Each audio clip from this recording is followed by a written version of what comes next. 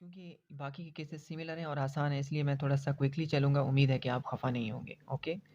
तो case 2 when the body B is initially at rest. Case B ये कहता है कि क्या होगा अगर बॉडी बी यानी कि जिससे टक्कर होने वाली है, अगर वो रुकी भी हो, एक चलती हुई चीज़ आए और रुकी हुई चीज़ से टकरा जाए तो क्या होगा? सबसे पहले हम इक्वेशन लिखेंगे। पहली बॉल की फाइनल वेलोसिटी की इक्वेशन आपको पता है, difference of mass divided by sum of mass into u1 plus twice of mass 2 upon m1 plus m2 into u2। अब हम इस कंडीशन को अप्लाई करेंगे, यानी u2 रेस्ट के ऊपर होगा।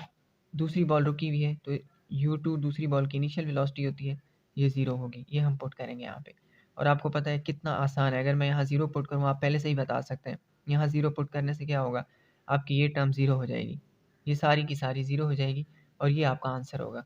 That is going to be your answer. अब आप देखें, हमने पुट किया if u2 is equal to 0 तो v1 क्या होगा, ये होगा। ठीक, v1 आपका पहली टर्म के बराबर हो जाएगा। अब हम आगे बढ़ते हैं। v2 दूसरी बॉल की वेलोसिटी क्या होगी, v2 की इक्वेशन लिखेंगे, twice of mass m1 upon m1 plus m2 into u1 plus m1 minus m2 upon m1 plus m2 into u2।